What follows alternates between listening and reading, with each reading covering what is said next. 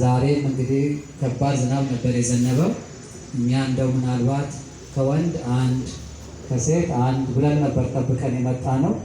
እናንተ ደግሞ እንግዲህ ዛሬ እንደውም የበለጠ በስታችሁን የመጣችሁት። እግዚአብሔር አብዝቶ ያብዛል። እግዚአብሔር ይባርካችሁ። እግዚአብሔር ይጠብቃችሁ። አሁን እንግዲህ ሰዓታችንን ለመጠቀም ያው ዝናብም ስላለ በጊዜ ነው የምናሰናብታችሁ።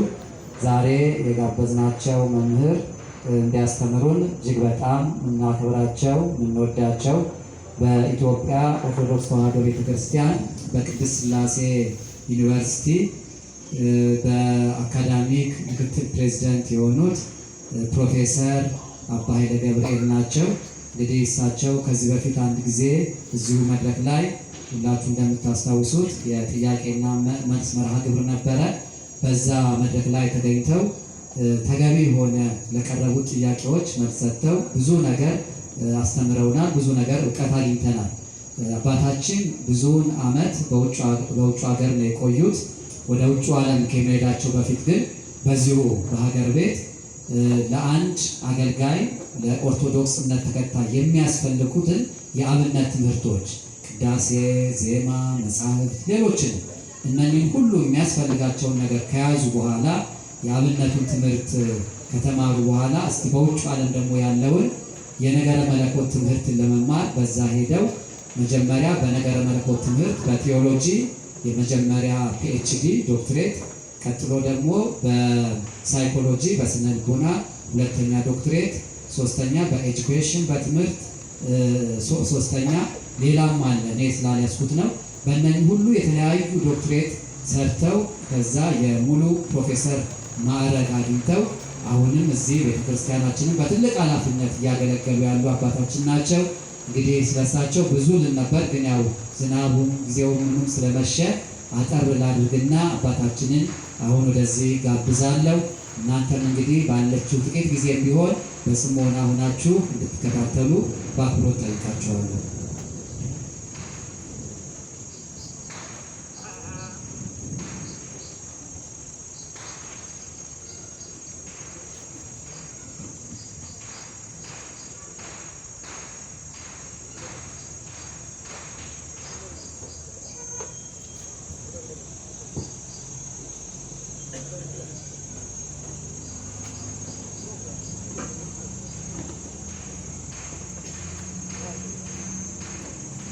በስመ አብ ወወልድ ወመንፈስ ቅዱስ አሐዱ አምላክ አሜን።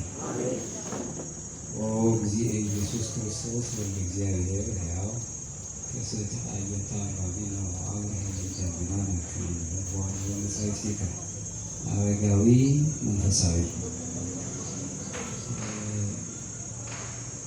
አምላካችን እግዚአብሔር አብ የባህሪ ልጁ ኢየሱስ ክርስቶስ ሆይ ቃልህን በምናነብበት ጊዜ በምንሰማበት ጊዜ ዓይነ ልቦናችንን ግለጥልን፣ ዓይነ ሕሊናችንንም አብራልን። አሜን። እግዚአብሔር ከኛ ጋር ይሁን።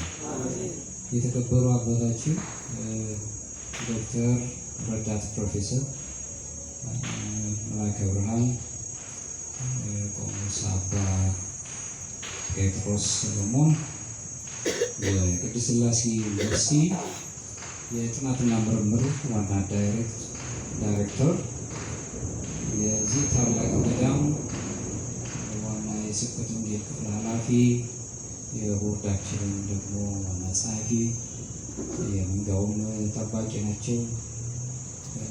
በጣም እንከባከባሉ።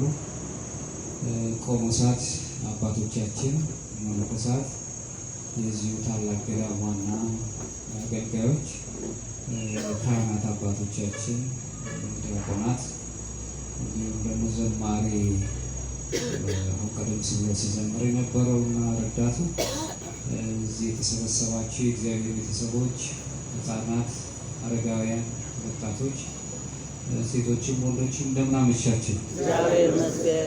እንደምን አመሻችሁ? እንኳን አደረሳችሁ።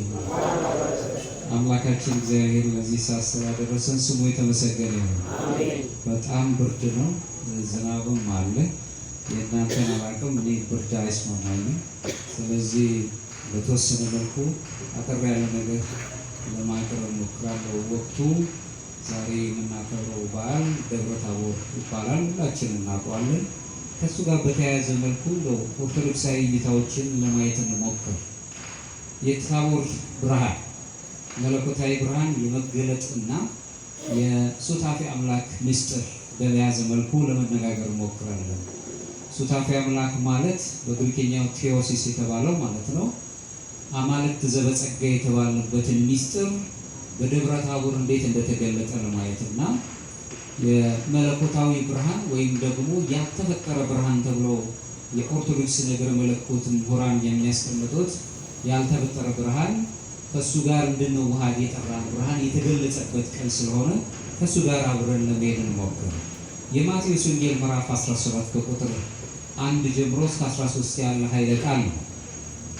ቁጥር 2 ላይ ግን ይላል፣ በፊታቸውም ተለወጠ ወልደ እግዚአብሔር ኢየሱስ ክርስቶስ በሐዋርያቱ ፊቱም እንደ ፀሐይ አበራ፣ ልብሱም እንደ ብርሃን ነጭ ሆነ ይላል። የማቴዎስ ወንጌል ምዕራፍ 17 ከቁጥር 1 ጀምሮ እስከ 13 ስናይ በጣም በነገረ መለኮት ትምህርት ውስጥ በተለይም ደግሞ ነገረ ክርስቶስን ከምናስተምርባቸው ትምህርት ውስጥ ትልቁን ቦታ ይዞ የሚገኝ ነው።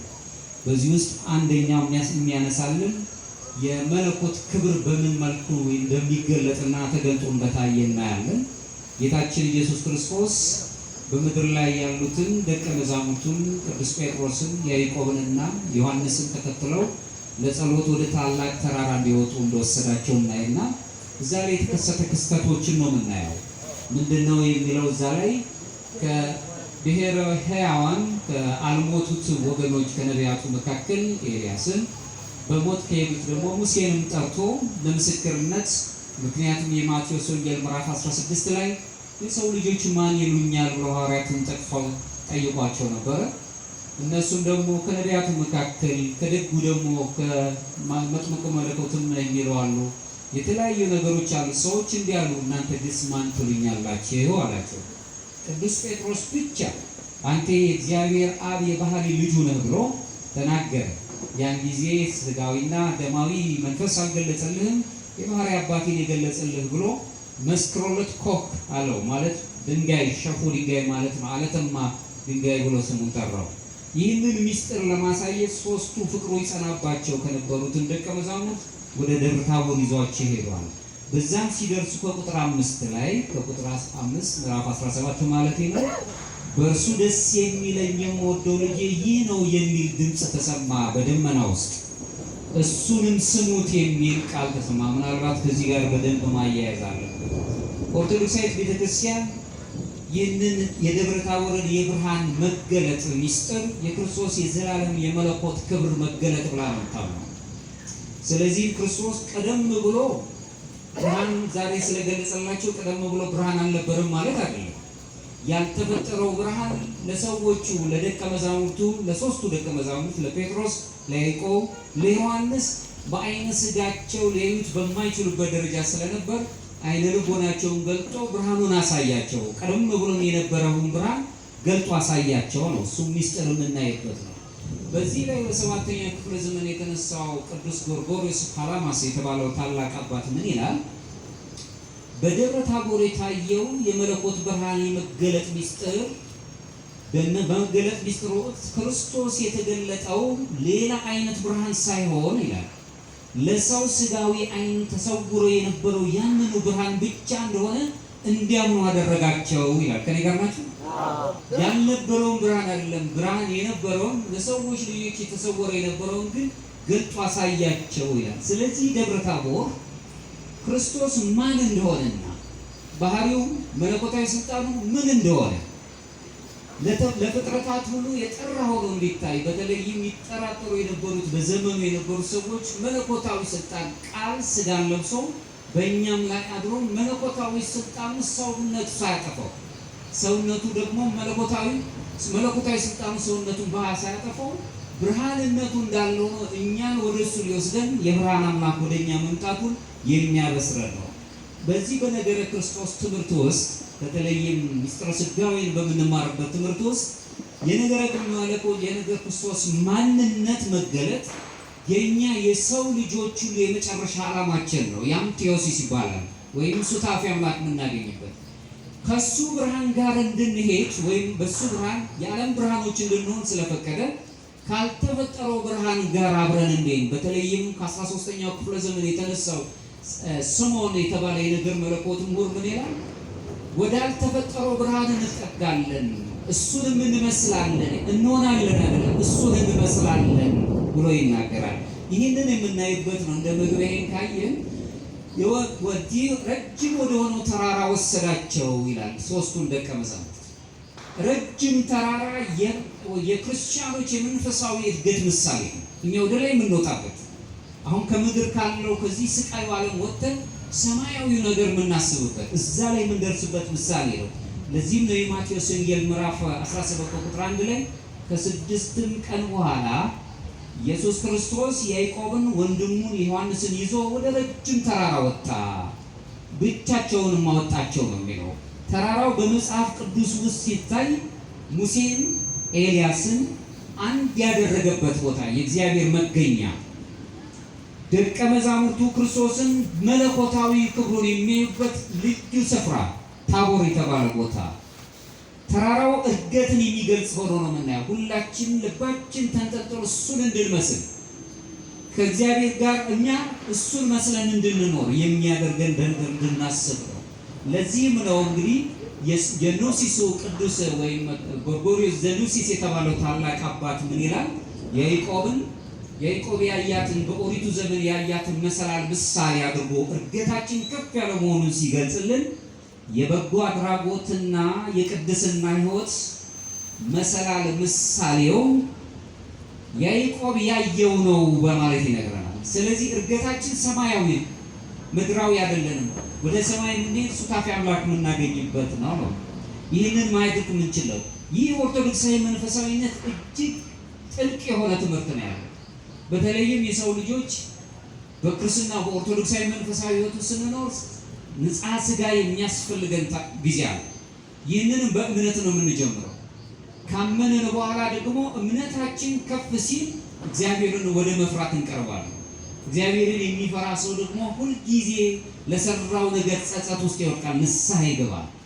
ንስሐ በራሱ ደግሞ ይዞልን የሚመጣው መጸጸት ብቻ ሳይሆን ራሳችንን እንዴት መግዛት እንዳለብን መቆጣጠር እንጀምራለን። ይሄ ደግሞ ከመንፈሳዊ ፍሬዎች መካከል አንዱ ነው። ቀስ እያለን ትዕግስትን፣ መልካምነትና የዋህነትን እያደራጀን ስንሄድ መጨረሻዎቹ ወደ ሁለተኛው ምዕራፍ ስንሄድ ግን እያንዳንዳችን የሀሳብም ይሆን የተግባርም ይሆን የንባብም ይሆን ግን ገደል አለብን፣ የግዴታ መሻገር አለብን። ያንን ስንሻገር ወደ ንጽሐ ነፍስ ላይ እንደርሳለን። ንጽሐ ነፍስ ምን ጊዜም ስለ እውነት መቃተት ነው። እውነትን መፈለግ ነው። እውነት ምንድን ነው ብሎ መጠየቅ ነው። ለኦርቶዶክሳውያን እውነት አንጻራዊ አይደለም፣ እውነት አማናዊ ነው። ወደ እውነት መሄድን ነው። የቅዱስ መጽሐፍን ቅዱሳት መጻሕፍትን ለመረዳት የእግዚአብሔር መንፈስ ቅዱስ እገዛን ማግኘት ነው። እዚህ ቦታ ላይ ስንደርስ አይምሯችንን፣ ልባችንን፣ አንደበታችንን የመግዛት አቅምን እንድናዳብር ያደርገናል። ምንጊዜም ከሰዎች በደል ኃጢአት ይልቅ የራሳችን ነገር አሳስቦን እውነትን እየጋጨርን መኖር እንጀምራለን። ከዚህኛው ደረጃ ላይ ስናልፍ ከንጽሐ ነፍስ ላይ ስናልፍ ንጽሐ ልቦና ነው ይጠብቃል። እዚህ ቦታ ግን ሱታፊ አምላክ የምናገኝበት እግዚአብሔርን መስለን የምንኖርበትና ከብርሃኑ ጋር አብረን የምንዋሃድበት ቅዱስ ሳይመን ዘዴው ቴዎሎጂያን የሚያስቀምጠው ይሄን ነው። ስለዚህ ክርስቲያን ቁሳዊውን ዓለም ባለማድነቅ እድገቱን ሰማያዊ እንደሆነ በደብረ ታቦር ይማራል። ዓለምን የፈጠረው አምላክ በምስጢረ ሥጋዊ ሰውነቱ ማለት ነው ሥጋን በመልሶ አማካኝነት እሱ አምላካችን ኢየሱስ ክርስቶስ ፍጥረቱን ወደ ራሱ አቀረበ።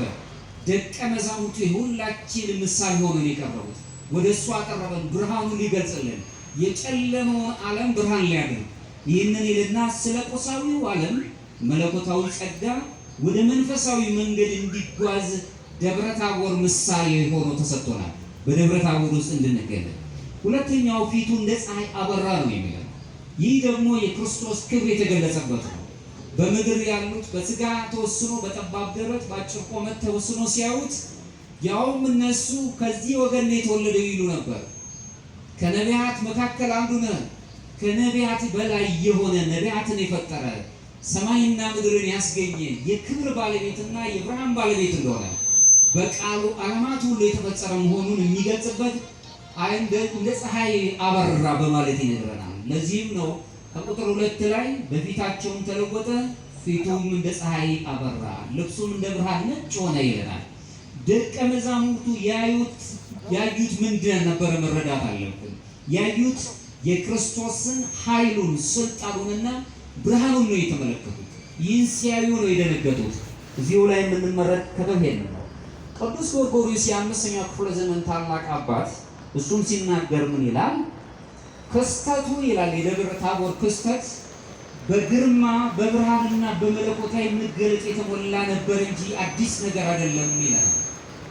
ብርሃን የተገለጸበት፣ ግርማ ያለበት፣ ለሰው ሰውኛው ጠባይ ወይም አይምሮ በጣም ሩቅ የሆነበት፣ ልንረዳው የማንችል ረቂቅ ሆኖ ሁሉን የሚችልና የሰው ልጆች የሱን ብርሃን አይተው መቆም የማይችሉበት ቢሆንም ግን ይህ አዲስ ነገር አይደለም። ምክንያቱም እግዚአብሔር ኢየሱስ ክርስቶስ ወልደ እግዚአብሔር የብርሃን አምላክ ብርሃንን ራሱ የፈጠረ ያልተፈጠረ ብርሃን ያለው ነው ብሎ ነው የሚነግረን።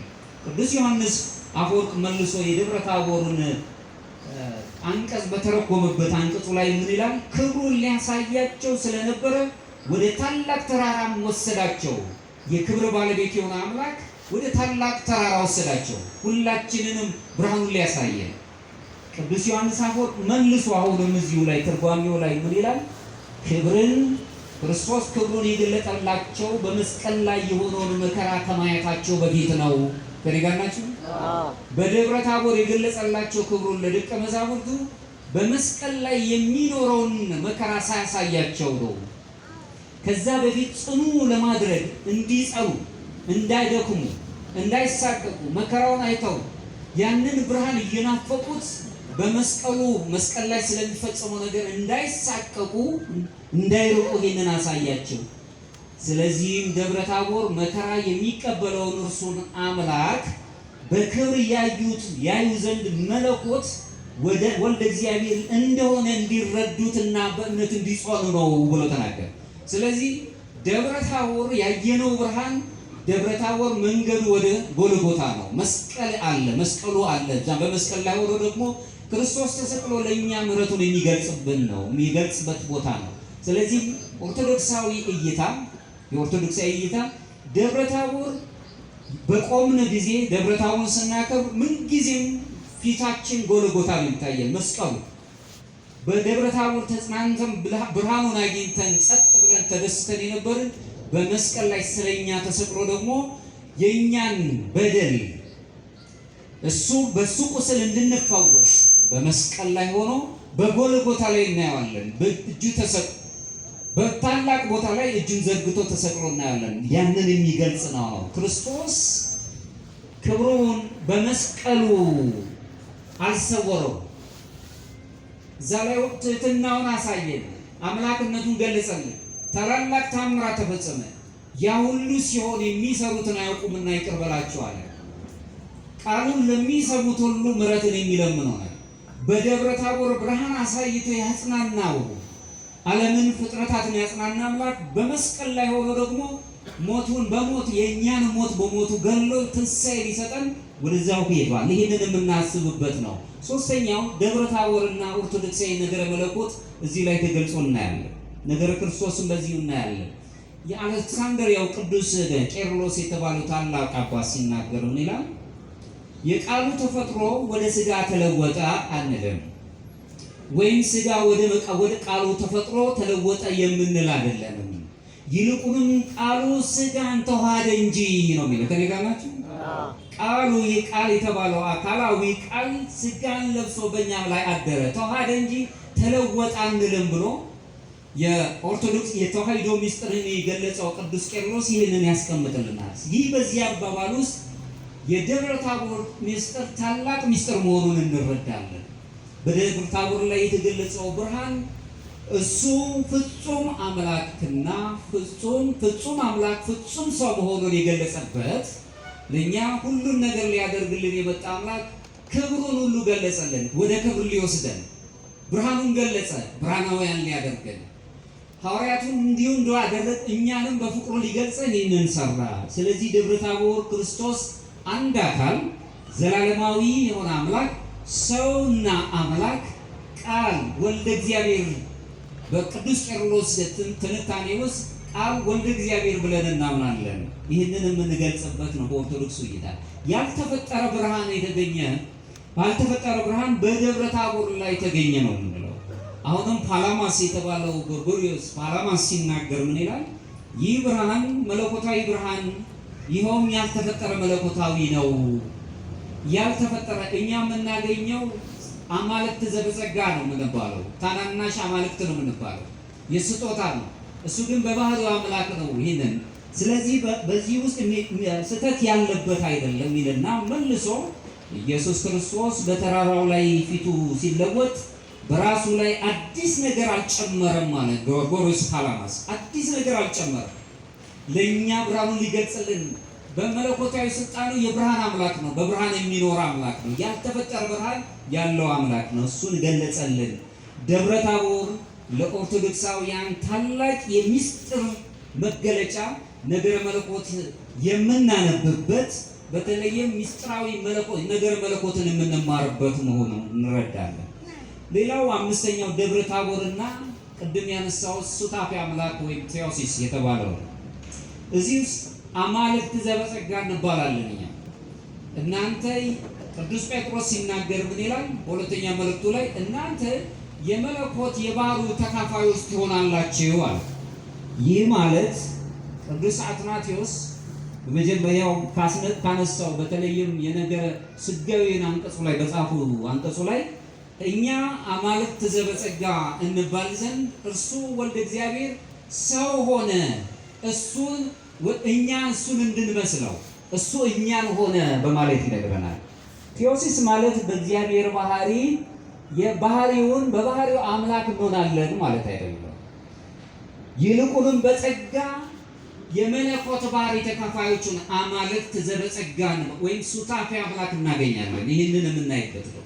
ለዚህም ነው ቅዱስ ጴጥሮስ ሲናገር ሁለተኛ ጴጥሮስ ምዕራፍ 1 ቁጥር 4 ላይ የመለኮት ባህሪ ተካፋዮች እንድትሆኑ ዘንድ እያለ ይነግራል። የመለኮት ባህሪ ተካፋዮች እንድንሆን እኛ በምድር ላይ ያለን ተበትነን የምንጠፋ ሰዎች አይደለም። የእግዚአብሔር ሰው ክርስቶስ ራሱ ደሙን አፈሰሰልን፣ ወደ እሱ ሊያቀርበን ሱታፌ አምላክነት ሊሰጠን የጠራን። ሰው ዝም ብሎ የሚበተን ነገር አይደለም። ሰው ክቡር ነው። ሰው የሚደነቅ ነው። ረቂቅ በጣም የሚደነቅ ሚስጥራዊ ይዘት ያለው ነው። በሰውነቱ የሚከበር መሆኑን በዚህ መረዳት እንችላለን። እዚሁ ላይ እንግዲህ ክርስቶስ ብርሃኑን ገለጸልን። የሰው ልጅ ደግሞ የእርሱን ብርሃን ይቀበል ዘንድ እንዲዘጋጅ ጥሪ ቀረበለት። ከኔ ጋር ናችሁ? ደብረ ታቦር አሁን ጥሪውን እንድንቀበል ነው። ብርሃኑ አሁን አለ። በብርሃኑ እንድንመላለስ ጠርቶናል። ያልተፈጠረው መለኮታዊ ባህሪ ብርሃኑን ሰጠን፣ በሱ ብርሃን እንድንመላለስ። ይህንን አልጫውን ዓለም አልፈን ከጨለማው ዓለም ከክፋቱ ዓለም ወጥተን እንድንሄድ ክርስቶስ መለኮታዊ ክብሩን ገለጠ። የሰው ልጅ ደግሞ በዚህ ክብሩ ተሳታፊ እንዲሆን የክብሩ ተሳታፊዎች እንድንሆን እንጂ ብቻውን ክብሬን ይውልኛል ብቻ ብሎ አይደለም የገለጸው። በክብሩ ተሳታፊ እንድንሆን ክርስቶስ በደቀ መዛሙርቱ ፊት ተለወጠ፣ ፊቱ ተለወጠ ነው የሚለው። የሰው ልጅ ደግሞ በክርስቶስ ሕይወቱ እንዲቀየር የያዝነው አሁን ያለው ስጋዊው ቁሳዊው ዓለም ተቀይሮ መንፈሳዊ ሰዎች እንድንሆን መንፈሳዊ የሆነ ልቦና እንዲኖረን ይህንን አደረገ። ቅዱስ ኤፍሬም ሶርያዊውም የቤተ ክርስቲያን ታላቅ አባትና የነገረ መለኮቱ የግጥማዊ በሆነ የነገረ መለኮት ትምህርቱ የሚታወቀው ታላቁ አባት ምን ይላል? ሕማሙ የክርስቶስ ሕማምና መከራው በፈቃዱ የተቀበለው እንደሆነ ያውቁ ዘንድ ክብሩን በተራራ ላይ አሳያቸው። ከኔ ጋር ናችሁ? ማን ያሳያቸው? ክርስቶስ ማለት መከራውን ሕማሙን በመስቀል ላይ ያደረገውን ነገር በራሱ ፈቃድ እንዳደረገ ያውቁ ዘንድ በተራራ ላይ ክብሩን አሳያቸው። ብርሃንን የሰጣቸው አምላክ በኋላ ጊዜ ወደ ጎልጎታ ሄዶ ወደ ቀራንዮ ሲሰቀል ደካማ መስሎ ታየ፣ ግን ደካማ አይደለም። ክብሩ ታላቅ ነው። ሁሉን ማድረግ የሚችል ነው። ስለኛ ሲል ግን ዝቅ አለ። እኛን ከፍ ሊያደርገን ስለፈለገ ይህንን የምናይበት ነው የሚለው ቅዱስ ኤፍሬም ሲያነሳው። እዚህ ትምህርት ውስጥ ደብረ ታቦር ከመስቀሉ ጋር ስለሚገናኝ ለነገረ መለኮት ትምህርታችን ትልቅ መሰረት ጥሎ ነው የሚሄደው። ደብረ ታቦርን አክብረን ብቻ አይደለም የምንሄደው፣ ወደ መስቀሉም ወደ ቀራንዮ ወደ ጎልጎታም እንደርሳለን። ክርስቶስ ክብሩን ከመከራው ሕማማቱ ጋር እንዲሁ አላስቀመጠውም። ክብሩን ሲቀይር ክብሩን ሲገልጽልን ለሁላችን በሚገባ አይነት መልኩ ነው። ይልቁም ደብረ ታቦር መለኮታዊ ክብሩን በተራራው ላይ የገለጠው ያው ጌታችን አምላካችን ኢየሱስ ክርስቶስ ነው የተሰቀለው። የሚሰሩትን አያውቁምና ይቅር በላችሁ ብሏል። ተጠማው ብሎ ሰውኛው ደካማ መስሎ የታየው ሁሉን ማድረግ የሚችለው አምላክ በደብረ ታቦር ብርሃኑን የገለጸላቸው የሙሴ አምላክ የኤልያስ አምላክ ተብሎ የተገለጸለት አምላክ ሁሉን ማድረግ ሲችል ግን ስለኛ ራሱን ዝቅ አደረገ። እኛ ራሳችንን ዝቅ አድርገን ዓለምን መቅደምና መብለጥ እንድንችል ይህን አደረገ። ሙሴና ኤልያስን ታዩአቸው ነው የሚለው ሐዋርያቱ። ይህ ደግሞ ሕጉና ነቢያቱ ወደ ክርስቶስ የሚያመለክቱ መሆናቸውን ይገልጽልናል። ሕግም ትምህርት ይገልጽልናል፣ ያስረዳናል። ስለዚህ ደብረ ታቦር ቅዱሳት መጻሕፍት እንዴት ማንበብ እንዳለብን ይገልጽልናል። ከሕጉ ከኦሪቱ መጻሕፍት እንዴት ማንበብ እንዳለብን፣ ከነቢያቱ እንዴት ማንበብ እንዳለብን፣ ከሐዋርያት መካከል ደግሞ ያመጣውን ነጥሞ ከአዲስ ኪዳን ምን አድርገን እንዴት አድርገን ማንበብ እንዳለብን በዚህ እግረ መንገዳችን እንማራለን። ብሉይ ኪዳን መንገዱን ይጀምርልናል። ወንጌላቱ ደግሞ ወደ አምላካችን ኢየሱስ ክርስቶስ በይበለጠ እንድናይ መንገድ ይሰጠናል። የሐዋርያት ስብከት ደግሞ ሁላችንንም አንድ ያደርገናል። በሐዋርያት ስብከት ሁላችንም የተሰበሰብን ቤተ ክርስቲያን ለእርሱ ደግሞ በሐዋርያት ስብከት የተሰበሰበች ቤተ ክርስቲያን ዘክርስቶስ የተባለችው ሕንፃው ብቻ ሳይሆን እኛ ሁላችንም አንትሙ ታቦቱ ለእግዚአብሔር ነው የተባለው ሁላችን የተሰበሰብን ደግሞ ቤተ ክርስቲያኑ ለአምልኮተ እግዚአብሔር እንድንቀና ያደርገናል። ቀናያን እንድንሆን ያደርገናል። ደብረ ታቦር ይህን ያስተምራል። በአምልኮተ ስርዓት ስንፈጽም ደግሞ ከምስጢራቱ መካከል ቅዱስ ቁርባኑን እንቀበልና የሱታፌ አምላክ መንገዱን እንጀምራለን። እግዚአብሔርን ወደ መምሰል የምንቀርብበት ስጋውን ደሙን ተቀብለን ነው፣ ወደዛው እንቀርባለን። መንግስቱን መጨረሻ በክብር የምትገለጥ ስለሆነች የመንግስቱ ተካፋዮች እንድንሆን አገልጋዮች ወይ ደግሞ ባሮች ብቻ ሳይሆን የልጆች ሆነን እንድንገለጽ እድሉን ይሰጠናል። ሰባተኛው ላይ የምናየው ጴጥሮስ ክብሩን ተመልክቶ የተናገረው ነገር አለ። በዚህ መሆን ለእኛ መልካም ነው፣ በዚች በደጊቷ ቦታ ላይ መሆን መልካም ነው። ምክንያቱም ቅዱስ ጴጥሮስ እዚህ ነገር ላይ ገና መስቀል አላየም። ያየው ብርሃን ነው። ገናም መከራና ሕማም አልተመለከተም። ገና ደግሞ ብዙ ተልእኮም ተሰጥቶት አልሄደም። የወንጌሉን ዓለምን የሚዳረስበት ገና መልእክት የተሰጠበት የተልእኮ መልእክት ገና አላየም። ስለዚህ አሁን ባየው ነገር እዚሁ መኖር መልካም ነው በዚህ ብርሃን፣ ስለዚህ አንዳንድ ጎጆ ሰርተን እዚህ እንኖር ብሎ እስኪናገር ደረሰ። ስለዚህ ክርስቲያኖች መለኮታዊ ክብር መቀበልን ማግኘት ስንጨምር ወይም በተደረገልን ነገር ብቻ አይደለም ደስተኞች መሆን ያለብን፣ ባልተደረገልን ነገር ውስጥም እግዚአብሔር አለ። መስቀል መከራ ሲደርስብንም እግዚአብሔርን ማምለክ አለብን። በፍቅርና በአገልግሎት ከተራራው መውረድ ግን ይጠበቅብናል። አሁን ብርሃኑን አይተን ብቻ መሄድ አይደለም። ከተራራው ስንወርድ ግን በፍቅር የሚገለጽ የመውረድ ኃይል ከልቦና ላይ የተተከለ የመውረድ ኃይል የሚባለው እና ትሁት በመሆን ለሌሎቹ በትህትና አገልጋዮች መሆን የምንችልበትን ነገር ይዘን መውረድ አለብን። እውነተኛው ምስጢራዊ ነገር መለኮት ተሞክሮን በዚህ ውስጥ ማግኘት እንችላለን። በእሱ ደስ የሚለኝ የምወደው ልጄ እሱ ነው፣ እሱንም ስሙት ብሎ ቅድስት ሥላሴ በደብረ ታቦር ላይ ምስጢሩ የምስጢረ ሥላሴ ምስጢር እንዲገለጽ ሆኗል። በዚሁ ላይ ጴጥሮስም ይህንን ያለው ወልድ በክብሩ ተገልጦ ታየ፣ አብ ከሰማይ ተናገረ፣ መንፈስ ቅዱስ በብሩህ ደመና ተመስሎ ታየ። ስለዚህ በዚህ ውስጥ አብ የወልድ የመንፈስ ቅዱስ የአንድነት የሶስትነት ምስጢሩን በዚሁ እናያለን። ለዚህም ነው ቅዱስ ዮሐንስ አፈወርቅ ሲናገር የአብን ቃል ሲያበራ ደቀ መዛሙርቱ የክርስቶስን መንገድ ወደ መስቀል በሚመራበት ጊዜ እንኳን ሳይቀር እርሱን ሊሰሙት የሚያስፈልግ መሆኑን እንዲረዱ ቃሉን ነገራቸው ነው የሚለው። ከኔ ጋር ናችሁ? ቅዱስ ዮሐንስ አፈወርቅ የሚነግረኝ ሁልጊዜ ቃሉን እንዲሰሙት እሱን እንዲከተሉት በመስቀሉ መከራ እንኳን ቢኑ ከመከራ በኋላም እንኳን እንዲከተሉት ይህን ቃል ነገራቸው። ዝናቡም እየመጣ ነው። በዚሁ ማጠቃለያ ላቅርብና ልጨርስ። ስለዚህ እኛ ይህንን የደብረ ታቦርን በዓል ስናከብር የራሳችንንም በብርሃኑ የምንመላለስበት መለኮታዊ ብርሃን እኛን እንደጠራንና ወደ መልካሙ ነገር ሊያደርሰን እንደሚችል እሱም መረዳት አለብን። ደብረ ታቦር የክርስቶስ ክብር መገለጫ፣ በእርሱ ውስጥ የሰው ልጅ ተስፋ የሚገለጽበት፣ በዚህ በጨለማ ዓለም ብንኖርም ከዚህ ጨለማ በኋላ ግን ተስፋ ስላለን በሕይወት የምንኖርበት፣ በደብረ ታቦር ላይ ክርስቶስ መለኮታዊ ክብሩን ገልጾ ክብርን እንደሰጠን በክብር እንድንመላ ከክብር መውረድ የለብንም። ምእመናን የኦርቶዶክሳውያን ክብራችን ሰማያዊ ነው። ዝቅ ብለን ከታች ከምድር ካለው ከቁሳዊው ነገር ጋር ስንገኝ ክብራችን እየወደቀ ነው። አንድ ጊዜ ክርስቶስ በጥምቀት አክብሮን ሰማያዊያን አድርጎናል። አሁን መንገዳችን ክብሩን ጠብቀን ነው መሄድ ያለብን። ሙሴም በዚሁ ኤልያስም ሕጉን የነቢያት ፍጻሜን ያገኙት እንደሆነ ሁሉ በሕጉና በነቢያት ትንቢት የተገለጸው አምላካችን ኢየሱስ ክርስቶስ ሁልጊዜ ከኛ ጋር እንዲሆን በሚስጥር በሕይወታችን ሁሉ እሱን እየመሰልን መሄድ አለብን። እሱን ምሰሉት ነው የሚለው። እሱን መምሰል ብቻ አይደለም፣ ቃሉንም ስሙት። ቃሉ የሚለው ምንድን ነው? እኔ የምላችሁን ነው ትእዛዜን የሚፈጽም ይላል። ትእዛዝ አለው አምላካችን ኢየሱስ ክርስቶስ ዮሐንስ ወንጌል ላይ የሚነግረን ትእዛዜን ፈጽሟል። ትእዛዙ ምንድን ነው ብለን ስናስብ እርስ በርሳችሁ ከመዋደድ የበለጠ ምን ፍቅር አለ?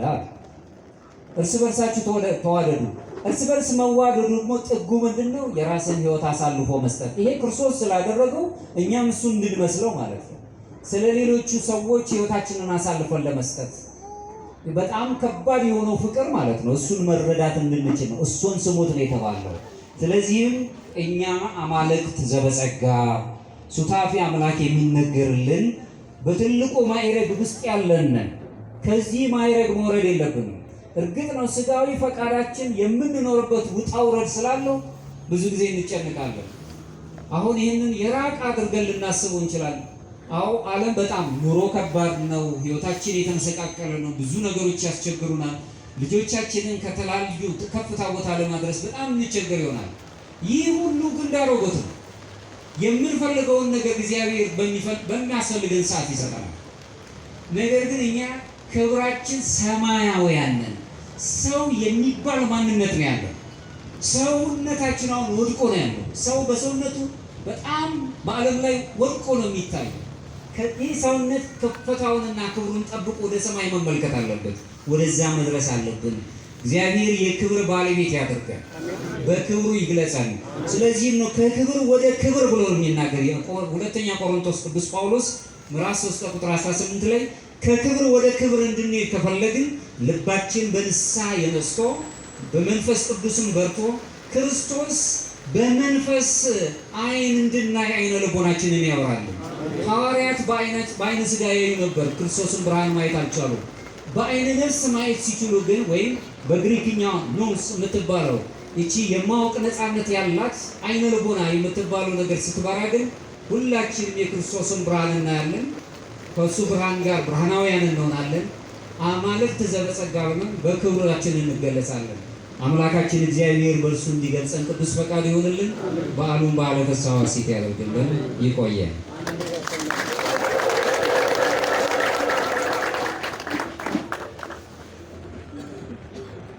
በአባታችን አድሮ ያስተማረን የመከረን የቅዱሳን አምላክ